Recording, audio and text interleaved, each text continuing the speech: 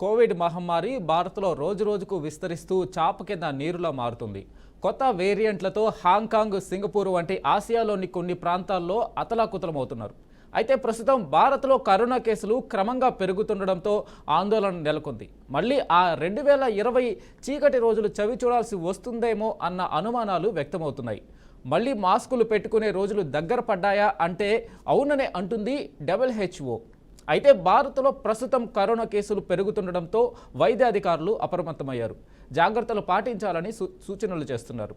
అయితే మరోపక్క ఏపీలో కరోనా కేసుల నమోదు కలకలం రేపుతుంది.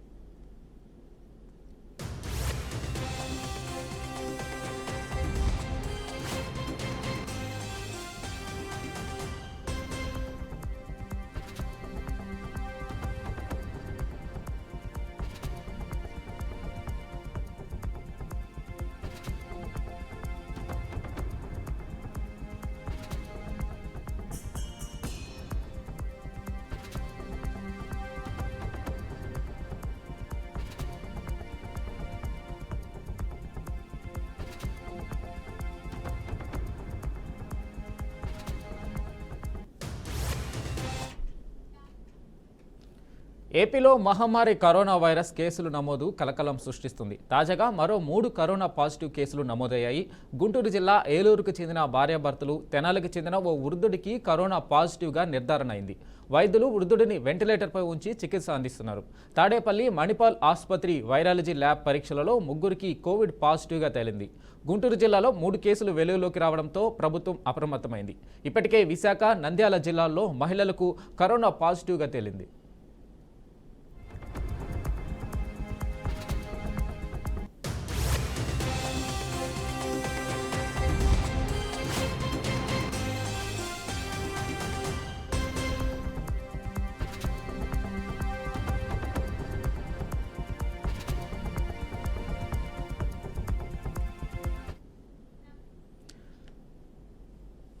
దేశంలో కోవిడ్ కేసుల పెరుగుదల ఆందోళన కలిగిస్తుంది. ప్రస్తుతం దేశవ్యాప్తంగా 1000కి పైగా క్రియాశీలక కేసులున్నాయి.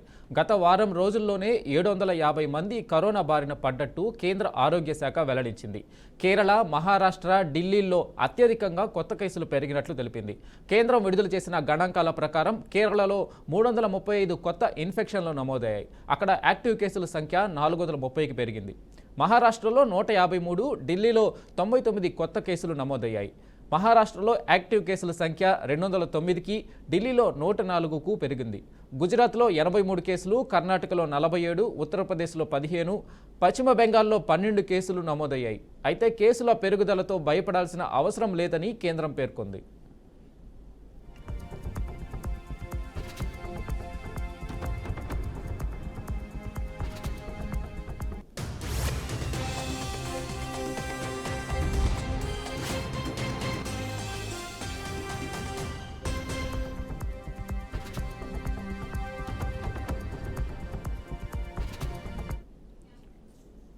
చాలా కేసుల్లో బాధితులు ఇంట్లోనే చికిత్స తీసుకుంటున్నట్లు తెలిపింది. అధిక కేసుల నేపథ్యంలో కేరళ ప్రభుత్వం అప్రమత్తమైంది.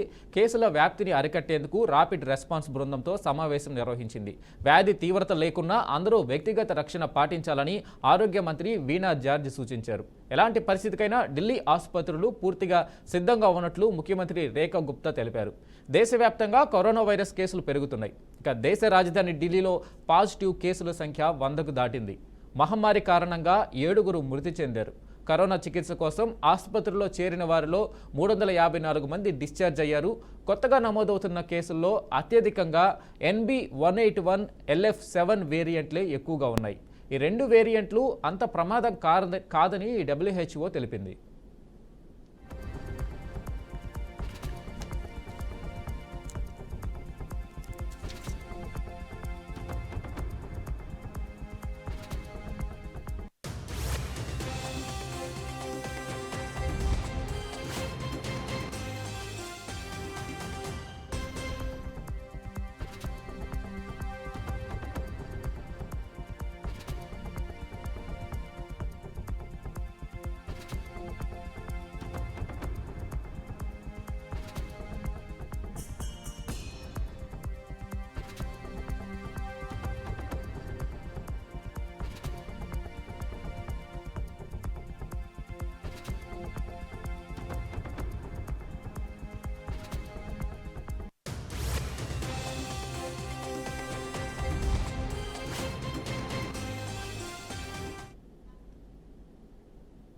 ఇక ఇదే అంశంపై మనతో మాట్లాడడానికి డాక్టర్ అశోక్ చింతలపూడి గారు ఉన్నారు. సార్ ఆయనతో అడిగి మనం డౌట్స్ తెలుసుకుందాం. సార్ అశోక్ గారు నమస్తే అండి. నమస్తే అండి. సార్ మళ్ళీ కరోనా పాజిటివ్ కేసులు కలకలం రేపుతున్నాయి. మళ్ళీ ఏదైతే 2020 నాటి పరిస్థితి మళ్ళీ వచ్చే అవకాశం ఉందంటారా? ఇంతకు ముందు కూడా ఆల్మోస్ట్ 2 ఎపిసోడ్స్ అండి. దాదాపు మన దేశాన్నే కాదు యావత్ ప్రపంచాన్ని కూడా అతలాకుతలం చేసి వదిలింది. ఇప్పటికీ కూడా కొన్ని దేశాలు కరోనా మహమ్మారి మిగిల్చినటువంటి నష్టాన్ని పూడ్చుకోవడానికి చాలా దేశాలు ఇంకా కష్టపడుతూనే ఉన్నాయి. డెఫినెట్ గా మీరు చూసుకున్నట్లయితే లాస్ట్ ఫ్యూ వీక్స్ నుంచి మళ్ళీ కరోనా కేసెస్ ఇంక్రీజ్ అవుతున్నాయి అనేది డెఫినెట్ గా కొంచెం కేసెస్ ఇంక్రీజ్ అవుతున్న మాట వాస్తవం అండి. పర్టికులర్లీ మన కంట్రీలో కూడా లాస్ట్ 1 వీక్ నుండి ముఖ్యంగా కేరళ, మహారాష్ట్ర అటు సైడ్ కేసెస్ కూడా ఇంక్రీజ్ అవుతున్నాయండి. మన తెలుగు రాష్ట్రాల్లో ఇప్పుడిప్పుడే very few cases, less than 10 members లోనే కేసెస్ రికార్డ్ అయ్యండి. డెఫినెట్ గా నిన్న కూడా నేను ఒక పాజిటివ్ కేసు డయాగ్నోస్ చేసి వాళ్ళని ఇమీడియట్ గా గుంటూరు రిఫర్ చేయడం జరిగింది. సరైన జాగ్రత్తలు అవి తీసుకుంటుంటే గనక ఈ కరోనా నుంచి మనం పెద్దగా భయపడాల్సిన అవసరం లేదండి. ఫస్ట్ వేవ్ లో చూసుకున్నటువంటి అయితే చాలా మందికి దాని మీద అవగాహన లేకుండా దాంతో పాటు భయపడి చాలా కేసులు డెత్ అయ్యాయండి. ముఖ్యంగా ఎల్డర్లీ పీపుల్ బాగా సఫర్ అయ్యారు. రెండోది చూసుకున్నట్టయితే కనుక ఒకందుకు కొద్దిగా అశ్రద్ధ అనుకోవచ్చు, లేదా ఏముందిలే అనే ఒక తేలికపాటి విషయాన్ని తీసుకోవటం మూలాన దాని సివియారిటీ చాలా ఎక్కువగా ఉండి ముఖ్యంగా మధ్య వయస్కులు, చిన్నవాళ్ళు బాగా సఫర్ అయ్యారండి. ఇప్పుడు కూడా తగిన జాగ్రత్తలు తీసుకుంటూ ముఖ్యంగా డిస్టెన్స్ మెయింటైన్ చేస్తూ ప్రాపర్ శానిటైజేషన్ చేసుకుంటూ అదేవిధంగా గ్రూప్స్ లో ఫామ్ అవ్వటం అవాయిడ్ చేస్తే కనుక డెఫినెట్ గా మనం ఈ కరోనా నుంచి బయటకు రావచ్చు. సార్ ఇప్పుడు రీసెంట్ వేరియంట్స్ ఏవైతే ఉన్నాయో ఇప్పుడు ఇవి సోకినాక ఈ కరోనా వచ్చింది అని మనకు సిమ్టమ్స్ ఎలా తెలుస్తున్నాయి? మనకు కరోనా వచ్చిందని ఎలా అంటే నిర్ధారణకు రావాలి? ఒకవేళ వస్తే ఎలాంటి జాగ్రత్తలు తీసుకోవాలి? అంటే క్వారంటైన్లో మనకు మనమే ఉండాలా, లేదు అంటే హాస్పిటల్ని అప్రోచ్ అవ్వాలా? ఎవరైతే ఇప్పుడు వచ్చినటువంటి వేరియంట్స్ మెయిన్లీ 2 వేరియంట్స్ ఉన్నాయండి. ఒకటి NB1.81 అని ఒకటి, ఇంకొకటి NF7 అని. ఆ 2 వేరియంట్స్ అనేది కొంచెం హైలీ లైక్ సింటమాటిక్ ని ఎక్కువగా క్రియేట్ చేసేవి అని ఇప్పుడిప్పుడే ఇంకా పూర్తి స్థాయిలో వాటి గురించి అవగాహన రాలేదు. డెఫినెట్ గా ఎవరైతే ఈ కోవిడ్ లక్షణాలతో, ఇవేమి కొత్తగా మళ్ళీ ఇదేదో వచ్చినట్టు కాదండి, symptoms as usual running nose కానివ్వండి, కొంచెం సోర్ థ్రోట్ ఉండటం కానివ్వండి, ఫీవర్ కానివ్వండి, కొంచెం ముక్కు పట్టేసినటువంటి కానీ బాడీ పెయిన్స్ కానివ్వండి, ఈ లక్షణాలు ఎవరైతే ఉన్నారో వాళ్ళు డెఫినెట్ గా ముఖ్యంగా వృద్ధులు, ఎవరైతే కొంచెం ఇమ్యూనో కాంప్రమైజ్డ్ ఉంటారో లేదా కోమార్బిడ్ కండిషన్స్ తో ఉంటారో, చిన్న పిల్లలు, వాళ్ళు ఇమీడియట్ గా డాక్టర్ని సంప్రదించేసేసి దానికి తగినటువంటి నిర్ధారణ పరీక్షలు చేయించుకోవాలండి. ఫస్ట్ అంటే అసలు నిజంగా ఇది కరోనానా లేదంటే నార్మల్ వైరల్ ఫీవర్సా లేదా రెగ్యులర్ గా వచ్చే ఫీవర్సా అనేది ఒకసారి మనం వెరిఫికేషన్ చేయించుకొని, నిజంగా కోవిడ్ పాజిటివ్ వచ్చినా కానీ మెజారిటీ ఆఫ్ ద కేసెస్ ఏంటంటే హాస్పిటల్లో అడ్మిట్ అవ్వాల్సిన అవసరం ఉండకపోవచ్చు. తగినటువంటి ఇంట్లోనే ఐసోలేషన్ అవుతూ ప్రాపర్ న్యూట్రిషన్ తీసుకుంటూ జాగ్రత్తగా మెడికేషన్ వాడుతుంటే కనుక హాస్పిటలైజేషన్ అవాయిడ్ చేయొచ్చు. కానీ వచ్చినా కానీ జనాల్లో తిరగటము ఏముందిలే అని కనుక మనం అశ్రద్ధ చేస్తే ఏంటండి, మనతో పాటు దాదాపు మనం ఎవరెవరైతే కాంటాక్ట్ లో ఉన్నాము, ముఖ్యంగా మన ఇంట్లో ఉండేటువంటి పెద్దవాళ్ళు కానివ్వండి, చిన్నపిల్లలు కానివ్వండి, వాళ్ళు సఫర్ అవ్వడానికి చాలా ఎక్కువ అవకాశం ఉంటుంది. సో ఎవరైతే ఈ లక్షణాలతో బాధపడుతున్నారో వాళ్ళందరూ కూడా మెడికల్ కన్సల్టేషన్ తీసుకొని తగినటువంటి మెడికేషన్ వాడుతూ జాగ్రత్తలు తీసుకుంటే గనక దాని నుంచి వచ్చేటువంటి కాంప్లికేషన్స్ ని డెఫినెట్ గా మనం అవాయిడ్ చేయొచ్చు. సార్ అశోక్ గారు, అయితే మనకు తెలిసిందే 2020లో చాలామంది ప్రపంచవ్యాప్తంగా 70 లక్షలకు పైగా ప్రాణాలు కోల్పోవడం చూసాం మనము. అయితే ఇప్పుడు ఈ వేరియంట్లో, ఈ కొత్త వేరియంట్ ఏదైతే ఉందో ఇది ప్రాణాలు తీసేంత ప్రమాదకరంగా ఉందా, లేదు అని అంటే జస్ట్ సిమ్టమ్స్తోనే ఇది వెళ్ళిపోతుందా? నో.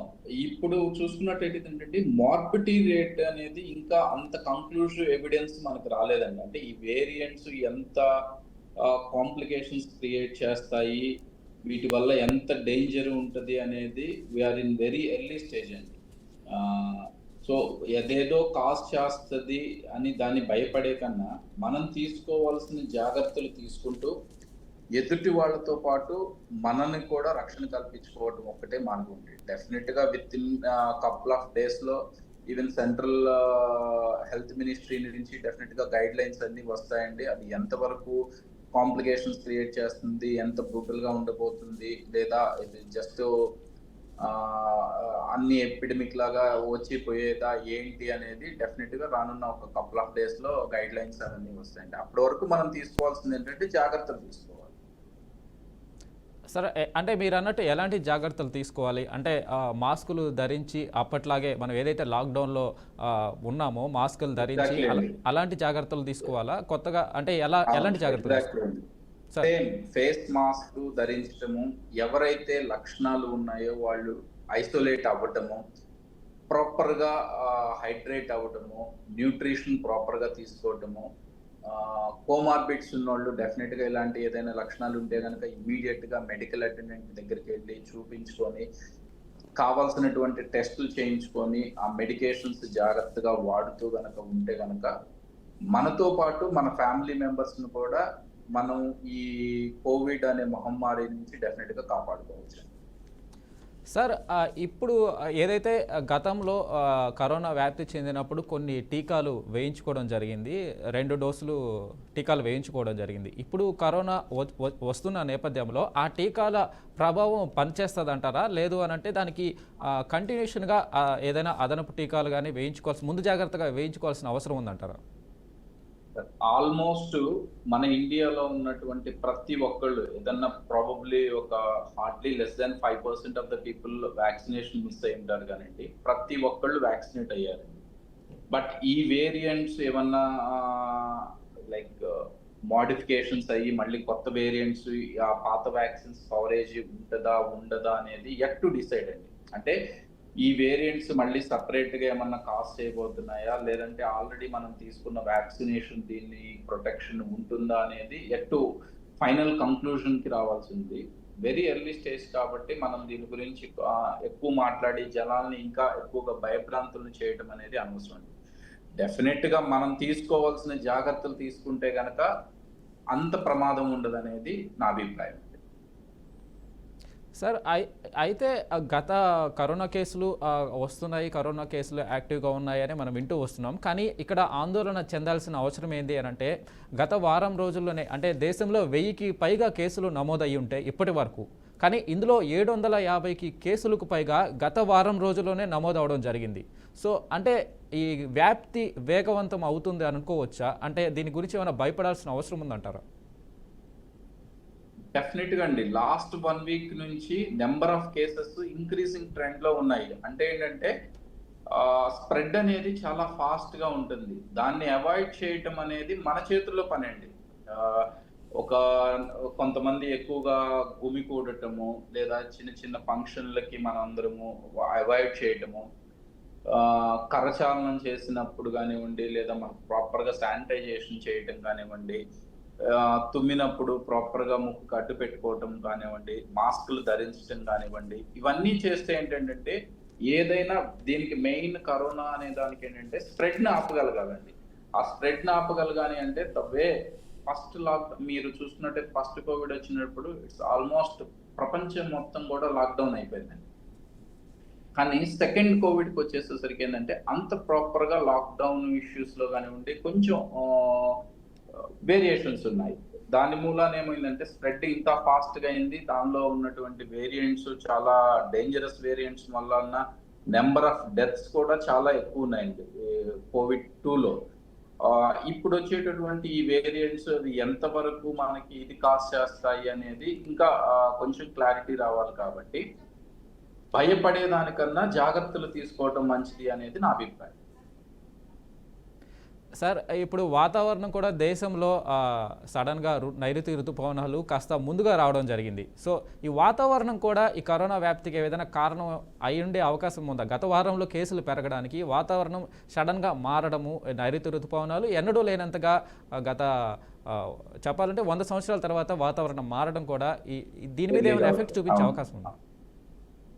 డెఫినెట్ గా అండి. అంటే ఎవ్రీ ఇయర్ యూజువల్ గా జూన్ ఫస్ట్ వీక్ లోనో సెకండ్ వీక్ లోనో నైరుతి ఋతుపవనాలు వస్తూ ఉంటాయండి. బట్ ఆల్మోస్ట్ నాకు ఊహ తెలిసిన తర్వాత ఫస్ట్ టైం అండి మే ఎండింగ్ లోనే నైరుతి ఋతుపవనాలు ఎంటర్ అవ్వటము, దాని వల్ల కొన్ని చోట్ల చెదురుమదురుగా వానలు పట్టము, ఈ వెదర్ చేంజెస్ ఇవన్నిటి మూలన ఏమవుతుందంటే అండి, ద స్ప్రెడ్ ఏదైతే కరోనా వైరస్ అనుకుంటున్నారో అది డెఫినెట్ గా స్ప్రెడ్ అవ్వటానికి ఈ వెదర్ చేంజెస్, టెంపరేచర్ చేంజెస్ ఇవన్నీ కూడా దోహదపడుతూ ఉంటాయి. అయితే సార్ మనకు ఏదైతే స్మిత ఉన్నారో ఆమె వాళ్ళ మదర్కి కరోనా రావడం జరిగింది ఆమె కూకట్పల్లిలో. సో ఆమె ఒక పోస్ట్ పెట్టడం అయితే జరిగింది. సో ఈ కొత్త కరోనా వ్యాప్తి లక్షణాలు నాకు ఎలా ఉన్నాయి, సిమ్టమ్స్ ఎలా ఉన్నాయి అని ఎక్స్లో ఒక పోస్ట్ పెట్టింది. అంటే అంతకుముందు కరోనాతో పోలిస్తే ఇది ఎక్కువ లక్షణాలు చూపిస్తూ ఉంది. ఒకరోజు జలుబు, ఒకరోజు గొంతు నొప్పి, ఒకరోజు ఫీవరు, ఒకరోజు కడుపు నొప్పి, ఇలా రోజుకో రకంగా ఇబ్బంది పెడుతుంది నేను క్వారంటైన్ అయ్యాక అయితే ఈ కరోనా నా సిమ్టమ్స్ తగ్గిపోయాక కాకపోతే నా బాడీ చాలా వీక్ అయిపోయింది, చాలా నీరసం అయిపోయింది, కోలుకోవడానికి చాలా టైం పడుతుంది అని అంటుంది. సో ఈ ఏమన్నా అంటే దీన్ని వేరే ఎలా చూడాలి ఆమె చెప్పిన దాన్ని? అంటే సింటమ్స్ లో వేరియేషన్ అనేది పెద్దగా ఉండకపోవచ్చు అండి. ఓన్లీ థింగ్ ఏంటంటే వాళ్ళ ఇమ్యూనిటీ స్టేటస్ ని బట్టి కొంతమందిలో లక్షణాలు కొంచెం అధికంగా కనిపిస్తూ ఉంటాయి, కొంతమందిలో కొంచెం తక్కువగా కనిపిస్తాయండి. కొంతమందిలో అసలు ఎటువంటి లక్షణాలు లేకుండా కూడా పాజిటివ్ కేసెస్ చాలా చూసామండి ఇంతకు ముందు కూడా. ఈవెన్ ఈ లాస్ట్ 2 years 3 years గ్యాప్ లో కూడా ఈవెన్ సెకండ్ కోవిడ్ ఎపిసోడ్ దాటిన తర్వాత కూడా what we practice is regularly అండి, ఎవరైతే సర్జికల్ వెళ్తున్నారో, ఎవరైతే హాస్పిటల్లో అడ్మిట్ అవుతున్నారో వాళ్ళందరికీ ఏంటంటే మేము స్క్రీనింగ్ చేస్తామండి. లైక్ రెగ్యులర్ గా ఇప్పుడు వైరల్ మార్కర్స్ చేసినట్టు ఇది కూడా స్క్రీనింగ్ చేయడం మొదలు పెట్టామండి. దాని మూలాన ఏమవుతుందంటే అండి, ఏదన్నా ఒకవేళ ఆన్ అండ్ ఆఫ్ ఏదన్నా పాజిటివ్ కేసు వచ్చినా కానివ్వండి, ఇట్స్ నాట్ అబౌట్ మీద పాజిటివ్ ఉంటే వాళ్ళని ఏదో మనం అవాయిడ్ చేస్తామంటాం. ప్రాపర్ కేర్ గా వాళ్ళని ఒక సపరేట్ ఐసోలేషన్ లో పెట్టేసేసి వాళ్ళని ఏ విధంగా మనం కేర్ చేయాలి అన్నదానికే కానివ్వండి, సిమ్టమ్స్ అనేది ఆల్మోస్ట్ డిఫరెంట్ అనేది నేను అనుకోవట్లేదండి. ఈ పాత సిమ్టమ్స్ ఎలా ఉన్నాయో ఇప్పుడు కూడా అలానే వస్తాయి. బట్ ద సివియారిటీ అనేది వేరీ అవుతూ ఉంటుందండి. ఎందుకంటే మన ఇమ్యూన్ స్టేటస్ ని బట్టి, మన ఆహారపు అలవాటును బట్టి, మనం ఎంత ఫిట్ గా ఉన్నాము అనే దాన్ని బట్టి డెఫినెట్ గా సిమ్టమ్స్ వేరీ అవుతుందండి. అందుకే చెప్పేది ఏంటంటే ముఖ్యంగా ముసలి వాళ్ళు, చిన్న పిల్లలు, ఎవరైతే కోమార్బిడ్స్ తో ఇబ్బంది పడుతున్నటువంటి కొంచెం కాంప్రమైజ్డ్ పీపుల్ ఉంటారో వాళ్ళు చాలా కేర్ఫుల్ గా ఉండాలి. సార్ ఏదైతే మనం కరోనా సమయంలో టీకాలు అయితే అందరూ వేయించుకోవడం జరిగింది, ఫస్ట్ డోసు తర్వాత సెకండ్ డోసు ఇలా వేయించుకోవడం జరిగింది. కొంతమంది ఆ టీకాలు వేయించుకొని మీరన్నట్లు వారు ఇప్పుడు మళ్ళీ వేయించుకోవాల్సిన అవసరం ఉందంటారా? ఒకవేళ వాళ్ళు టీకాలు వేయించుకోవాలంటే ఎక్కడికి వెళ్ళాలి, ఎవరిని సంప్రదించాలి?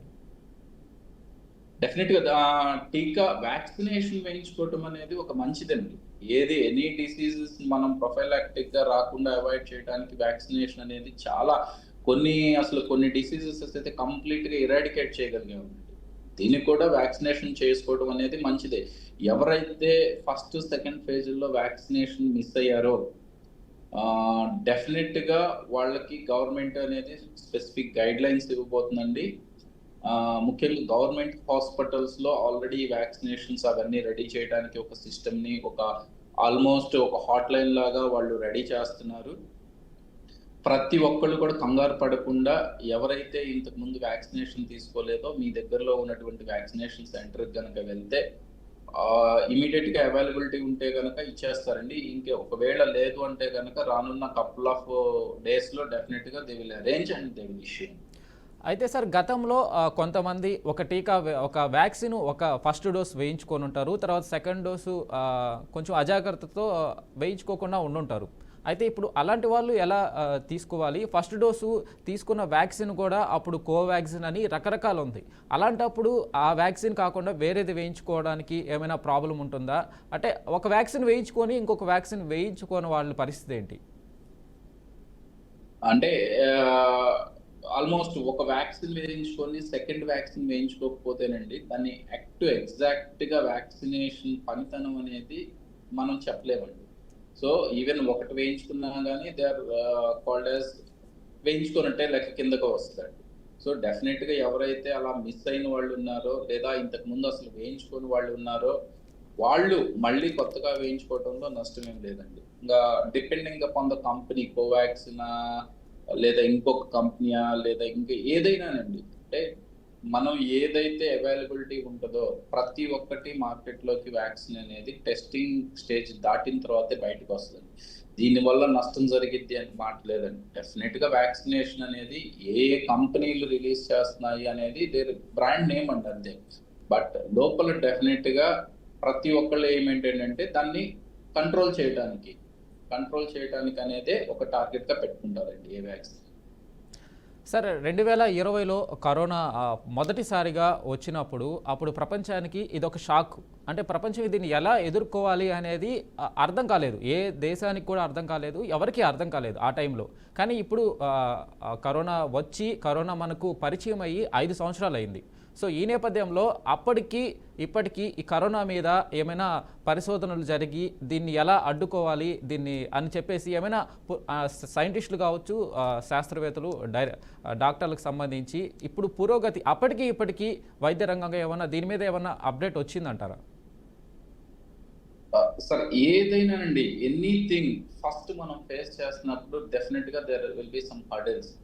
పర్టికులర్లీ ఒక చిన్న ఎగ్జాంపుల్ చెప్తానండి. ఒక చిన్న పిల్లవాడు ఉన్నాడు, ఫస్ట్ టైము ఒక సైకిల్ తొక్కడానికి ట్రై చేస్తున్నాడు అనుకోండి.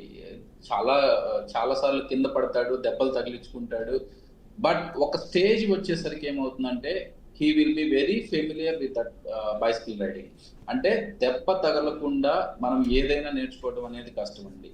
ఫస్ట్ ఫేజ్ కోవిడ్ వచ్చినప్పుడు ఏంటంటే అసలు అలాంటి వాళ్ళ గురించి ఆలోచించడానికి దగ్గరకు వెళ్ళటానికే అసలు ఎవ్వరూ కూడా వెళ్ళలేనటువంటి స్టేజ్ లో ఉన్నాం ఇనీషియల్ గా ఫస్ట్ ఫేజ్ వచ్చినప్పుడు. బట్ లేటరల్ గా with in couple of days ఏమైందంటే అండి గవర్నమెంట్ సెక్టరే కాదు ప్రైవేట్ సెక్టర్ కూడా దే స్టార్టెడ్ రియాక్షన్. అంటే అప్పటి నుంచి దే స్టార్టెడ్ ఎట్లా మనం టేక్ కేర్ చేయాలి, దీనివల్ల నష్టాలు ఏంటి, దీనికి అసలు ఏ విధంగా మనం ముందుకెళ్ళాలి అనేది ఫస్ట్ ఫేజ్ నుంచి కొంచెం నేర్చుకున్నారండి. బట్ సెకండ్ ఫేజ్ అనేది అవుట్ రైట్ గా చాలా విగరస్ గా పర్టికులర్లీ యంగ్ పీపుల్లో రావటము, నెంబర్ ఆఫ్ డెత్స్ ఎక్కువ ఉండటం మూలాన ఏంటంటే ఆల్మోస్ట్ ఎవ్రీబడి ఫెమిలియర్. అంటే ఎట్లా మనం రియాక్ట్ అవ్వాలి, ఎవరిని ఏ విధంగా ట్రీట్ చేయాలి, ఎవరిని ఐసోలేషన్ లోనే ఉంచాలి, ఎవరిని హాస్పిటల్లో అడ్మిట్ అవ్వాలి, ఎటువంటి మందులు వాడితే కొంచెం బెనిఫిట్ ఉంటుంది, ఏ విధంగా మనం సివియారిటీని అసెస్ చేయడానికి వాట్ ఆర్ ద అవైలబుల్ టెస్ట్లు అనేది ప్రతి ఒక్కటి కూడా వాళ్ళలో ఒకవేళ పేషెంట్ కనుక ప్రోగ్రెసివ్ గా డిటోరియేట్ అవుతుంటే ఏ విధంగా మనం వాళ్ళని టేక్ కేర్ చేయాలి అనేది ప్రతి ఒక్కటి లెర్న్ ఎ లాట్ అండి. సో ఇప్పుడు కోవిడ్ వచ్చినా కానీ ఎవ్రీబడి ఈస్ ప్రిపేర్డ్ అండి. అంటే ఇంతకు ముందులాగా సడన్ గా హిట్ కాదు కాబట్టి ఎదుటి మనకు ఆల్రెడీ ఇంతకు ముందు 2 ఎపిసోడ్స్ వచ్చాయి. ఫర్దర్ గా మనం ఏ విధంగా దీన్ని ఎదుర్కోవటానికి అనేది చాలా ఎక్స్పీరియన్స్ ఉందండి ఎవ్రీబడి. డెఫినెట్ గా ఇది ఒక చిన్న ఎపిసోడ్ లాగా పోతుందని మాత్రమే నేను అనుకుంటున్నాను. సార్, వరల్డ్ హెల్త్ ఆర్గనైజేషన్ దీని మీద ఒక ప్రకటన చేసింది. సో ఈ కొత్త వేరియంట్లు ఏవైతే ఉన్నాయో భయపడాల్సిన అవసరం లేదు, మునుపటిలా దీని మీద అంత భయపడాల్సిన అవసరం లేదని చెప్పేసి WHO ప్రకటన జారీ చేయడం జరిగింది. సో ఈ నేపథ్యంలో అంటే 2020 నాటి పరిస్థితులు ప్రజల్లో భయాందోళనలు రేపుతున్నాయి. మళ్ళీ ఆ రోజులు చూడాల్సి వస్తుందేమోనని. సో ఆ WHO ప్రకటన తర్వాత అంటే అలాంటి రోజు రాదు, మాస్కులు పెట్టుకొని తిరగాలి, లాక్డౌన్లో ఉండాలి అనే రోజు రాదు అని గట్టిగా నమ్మొచ్చు అంటారా? 100% అండి. అసలు వర్రీ అవ్వాల్సిన అవసరం లేదండి. It's like just small breakout లాగా. అంటే ఏదో ఒక ఎపిసోడ్ వచ్చినంత మాత్రాన ఇది ఇంకా మళ్ళీ మనం ఫస్ట్ ఎపిసోడ్ లాగా సెకండ్ ఎపిసోడ్ లాగా నెంబర్ ఆఫ్ డెత్స్ ఎక్కువ అయిపోతాయి, అంత ఫాస్ట్ గా స్ప్రెడ్ ఉంటది అని మాత్రం నేను దాదాపు nearly 80 to 90% of the people ఏంటంటే ఇమ్యునైజ్ అయ్యారు. ఎయిదర్ ఎక్స్పోజర్ వల్ల లేదా వ్యాక్సినేషన్ వల్ల కానివ్వండి, డెఫినెట్ గా ఎవ్రీబడి ఆల్రెడీ ఏదో ఒక టైంలో ఎక్స్పోజ్ అయి ఉంటారు. దానికి యాంటీబాడీస్ ఫామ్ అవటము, దానికి ఇమ్యూనిటీ రావటము 100% జరిగి ఉంటుందండి. స్ప్రెడ్ అవుతున్న మాట వాస్తవమే, కానీ దానిని కనుక నివారించగలిగితే కనుక పర్టికులర్లీ ఈ వర్షాకాలము, అదేవిధంగా మాస్ గ్యాదరింగ్స్ ని అవాయిడ్ చేయడము, ప్రాపర్ గా మనం శానిటైజ్ చేసుకోవటము నుండి ఇవన్నీ కనుక చేయగలిగితే 100% ఆ స్టేజ్ కి అయితే మనం వెళ్ళాలి. ఆ లక్షణాలు కూడా అసలు ఈవెన్ మీరు చూసుకున్నట్టయితే ఫస్ట్ ఫేజ్, సెకండ్ ఫేజ్ లో అసలు ఈ పార్టీకి నిజంగా హిట్ అయినగానే 1 డేకి ఇట్ లైక్ 1 డేకే 1 lakh కేసెస్ అవ్వటము, అలా ర్యాపిడ్ స్ప్రెడ్ ఉంది. ఇప్పుడు ఆ సిచ్యువేషన్ లేదు. Right. Thank you Ashok garu, మాకు మా డౌట్లకి అనుమానాలు తీర్చినందుకు థ్యాంక్ యూ సార్.